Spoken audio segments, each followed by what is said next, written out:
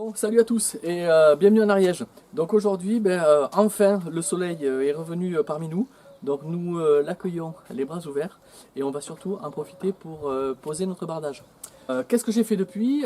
J'ai posé, donc vous avez vu sur la dernière vidéo, les tablettes extérieures. J'ai, pour ce qui concerne le support, le litonnage, fait un pourtour à la rase des joues de la menuiserie avec 2 épaisseurs de litho pour que je puisse venir avec mes planches à barder directement pour me fixer dessus. Et ensuite, j'ai doublé le nombre de litonnage. Il y a la DTU qui préconise pour une pose de bardage verticale un anthrax entre les chevrons, compris entre 30 cm et 65-70 cm. Voilà. Donc ce qui va se passer, c'est qu'on va commencer par un côté. On va voir comment ça se passe, mais on a choisi un côté, le côté nord. On va commencer par celui-ci, parce que déjà ça va désencombrer le chantier, qui là est complètement saturé en bois posé de partout. Et on va bien s'appliquer à poser notre première planche d'aplomb. Je vous ai dit que le bardage était donc à couvre-joint, avec des couvre-joints par contre qui font l'épaisseur d'une planche à barder, donc qui seront beaucoup plus larges qu'un bardage à couvre-joint standard que vous avez sûrement déjà vu, avec des planches derrière et des petites baguettes entre qui assurent l'étanchéité entre l'étanchéité, qui assurent, on va dire, l'esthétisme plutôt entre les deux planches. Dans votre conception du bâtiment, évitez de considérer que le bardage va assurer l'étanchéité de votre mur. On est bien d'accord, ce qui assure l'étanchéité de votre mur, c'est votre pare-pluie. Ce ne doit pas être le bardage. Voilà, donc c'est parti. Allez. Un des endroits où il faut anticiper les choses, ce sont les angles. En l'occurrence, là, donc on a la façade ouest et ici la façade nord. Alors moi j'ai fait le choix, étant donné que les plus dominantes viennent essentiellement de l'ouest, en tout cas par chez nous, j'ai fait le choix de venir mettre la planche ici, donc déjà dans le litonnage, c'est ce que j'ai prévu, de mettre la planche que je vais poser là côté nord, à la rase de ma planche ici, du dessous de ma planche, pour que la planche côté ouest vienne recouvrir ma planche côté nord. Comme ça, les plus battantes, ça protégera un petit peu plus à l'eau mes murs. Voilà. Donc voilà, c'est juste une petite précision, juste pour vous dire en fait, pour que vous prêtiez attention à ce genre de détails, parce qu'une fois que vous y êtes, des fois on ne sait pas trop et on fait quelque chose qui n'est pas forcément déjà choisi, et des fois malheureusement pas très esthétique. Voilà.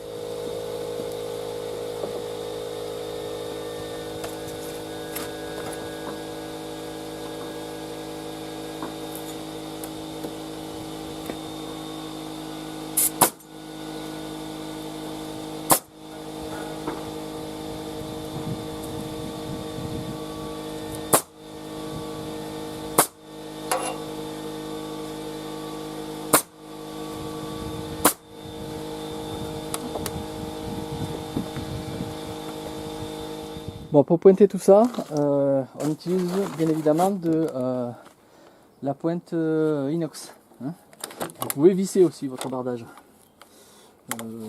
Moi personnellement j'ai toujours préféré les pointer. Donc ça c'est de la 65, il s'agit que votre pointe s'enfonce d'au moins 20 cm, d'au moins 2 cm. Et une fois que vous avez votre longueur, bien évidemment dans l'idéal il faut faire gaffe, il faut intuiter le truc pour qu'elle ne perce pas votre pare-pluie. Ok, juste un petit point de détail pour ce qui est des menuiseries. Là on arrive sur la première menuiserie.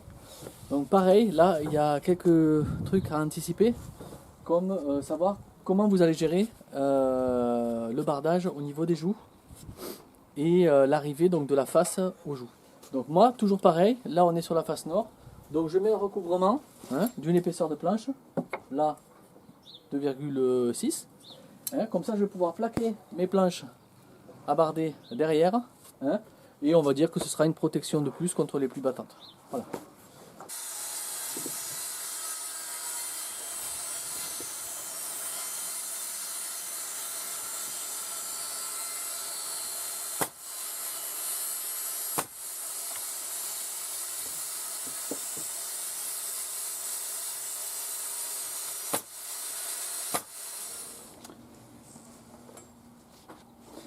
Voilà, ici là vous voyez, on vient insérer, hein, on a fait un trait de scie pour insérer la tablette en aluminium.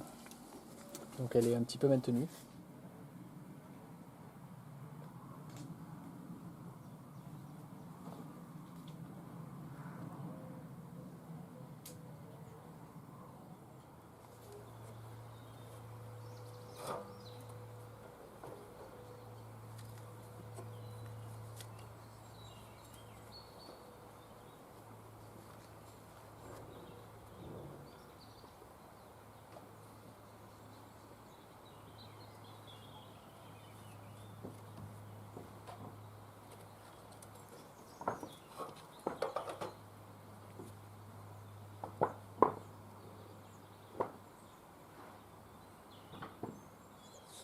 Bon, on en est à la journée 2 pour ce qui concerne le bardage.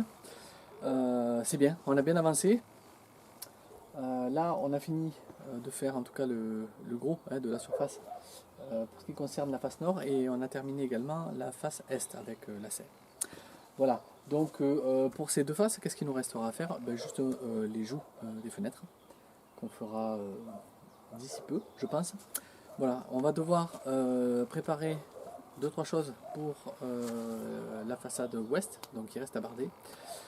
C'est-à-dire qu'il va falloir quand même faire le point sur l'état des troupes, savoir si au niveau des planches brûlées on est bon. Sinon il me reste encore une toute petite palanquée qui peut faire l'affaire. Donc on va voir hein, ce qu'il en est. Et donc voilà, c'est le programme de la fin de la semaine. La semaine prochaine, on essaie de finir tout le bardage. Et là, ce sera quand même vraiment une bonne nouvelle. Je dois vous dire que déjà, hein, d'aspect de visuel, même si là, bien évidemment, le bardage est huilé, donc il est magnifique, mais il ne faut pas se leurrer. Ce qui va être intéressant, c'est de voir sa patine. Donc, dans le temps, je pense qu'après l'été, quand il aura essuyé quelques beaux gros orages hein, et qui se sera un petit peu patiné, je pense qu'on verra un petit peu où on en est hein, par rapport à ce bardage. Voilà, sinon je suis très content. Visuellement, c'est magnifique. Déjà, le couvre-joint avec les planches, là, tel que vous les voyez, moi j'aime bien le rendu fini et le fait qu'il soit brûlé et en plus de manière très irrégulière sur l'ensemble de la maison donne vraiment une texture, un état de surface qui me plaît beaucoup. Voilà, donc demain on continue les festivités, on profite du beau temps parce que ça va, ça vient, on va dire, c'est normal, c'est de saison. Voilà, donc on continue.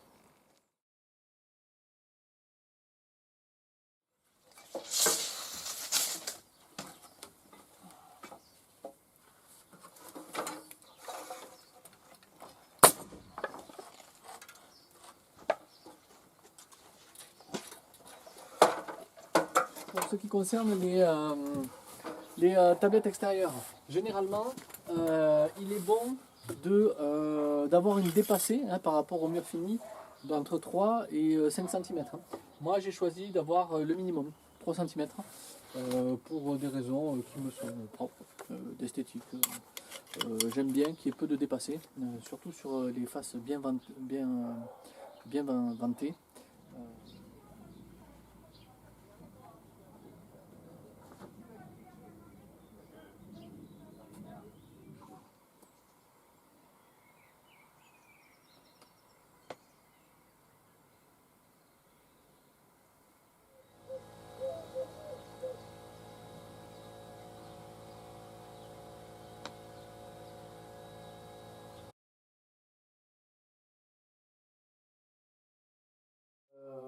Donc la salle de bain, pièce humide, traitement particulier.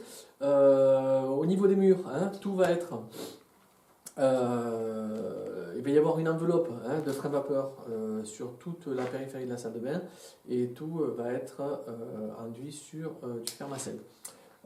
Pour assurer la régulation un petit peu de l'humidité hein, dans cette pièce, en plus des menuiseries, on va avoir un aérateur que vous venez de voir, hein, qui va s'actionner quand on va rentrer dans la salle de bain et qui restera actionné un temps déterminé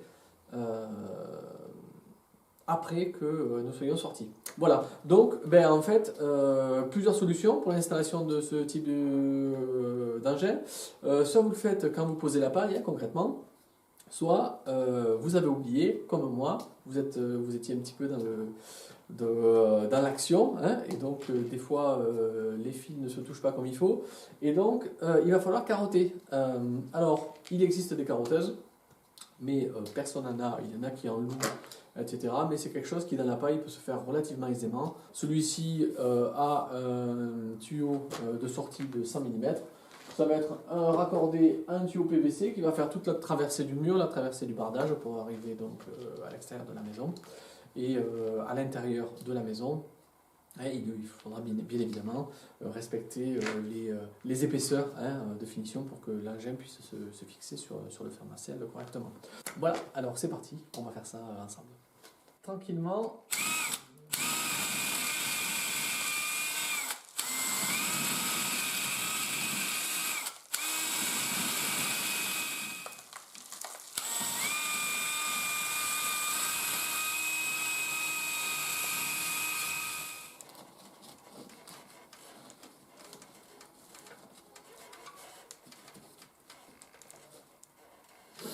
Donc là, en épaisseur de mur, concrètement, il ne va pas y avoir grand chose. Il va y avoir, alors je ne sais plus, je crois que c'est 16 ou 18, hein, l'épaisseur des plaques de fer Marcel, plus l'enduit.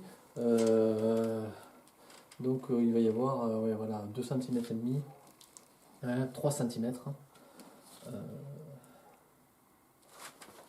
de dépassement. Donc, on n'est pas loin du compte. Ça c'est pas mal. Hop. Donc on continue, ça se fait tranquillement. Hein. Là, il n'y a pas de problème. Bon, là, je suis à l'extérieur de la maison. J'ai pris ma cote à l'intérieur par rapport au cadre de la fenêtre. Je l'ai reporté à l'extérieur. J'ai percé et c'est dans le mille. On a fait le carottage pour passer le tuyau. Maintenant, on va poser le pare-pluie. Une fois qu'on aura posé le pare-pluie, on fera bien sortir le tuyau à la longueur qu'il nous faut. On scellera celui-ci donc par l'extérieur et par l'intérieur, on scotchera, on rendra tout ça bien étanche et puis l'affaire sera jouée pour, en tout cas il sera mis en attente jusqu'à la pose définitive de l'aérateur. Voilà. Ok, donc là on est sur la deuxième journée, hein, consacrée au mur ouest. On attaque le pignon, donc là, hein, on vient de poser la première, toujours pareil, on part bien. À partir de maintenant, je prends les côtes donc au plus court, hein, donc les côtes de droite, je suis les planches du dessous, je prends ma côte, on a relevé la pente, côte au plus court, et ensuite il n'y a plus qu'à dérouler. Voilà, ça va être un petit peu plus lent, il y a toujours pas mal de montées d'échelle, j'ai les cuisseaux qui vont bien, c'est bien, ça me fait faire l'exercice. Et voilà, donc on y va.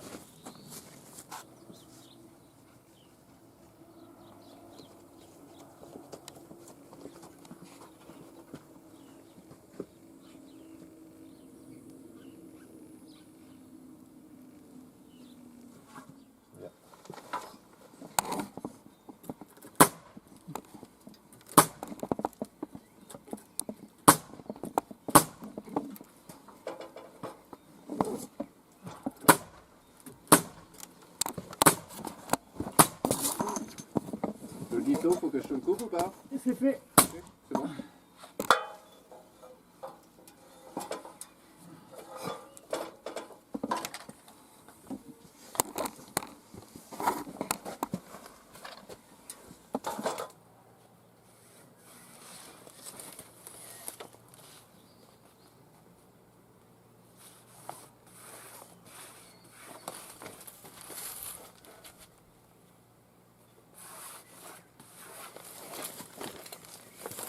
Bon, les choses avancent bon train, on est toujours sur le pignon ouest, hein. On est à la moitié hein, au niveau du fêtage. Alors c'est vrai qu'entre les montées d'échelle et puis les quelques petits détails, voilà, l'avancée est un petit peu plus, on va dire, nonchalante, hein, mais on va dire laborieuse parce qu'elle n'est pas nonchalante, au contraire, on avance avec en train et en vie. Je voulais juste vous préciser, vous l'avez vu là sur le petit rush, la pose de l'adhésif, hein, vous avez bien compris que c'était pour, j'ai choisi si vous voulez, de faire un retour du bardage sur la face à enduire, hein, et que donc j'y ai posé un adhésif, hein, tramé, pour que la liaison entre le bois et l'enduit soit propre, hein. Comme sur les menuiseries, vous pouvez aller voir la vidéo sur l'étanchéité des menuiseries où un petit peu je vous montre tout le matériel que j'utilise pour l'étanchéité à l'air à l'intérieur et pour les raccords d'enduit également à l'extérieur des menuiseries lorsque les faces extérieures sont enduites.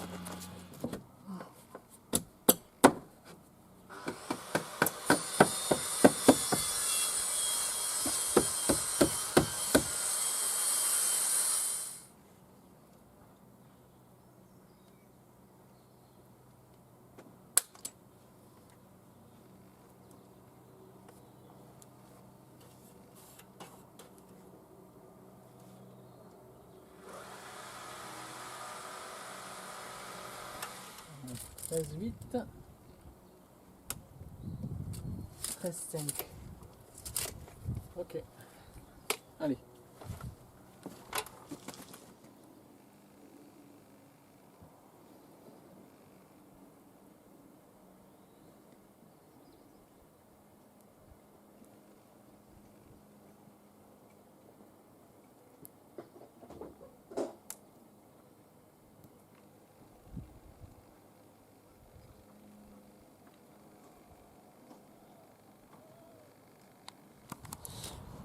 Voilà la vidéo sur le bardage qui se termine.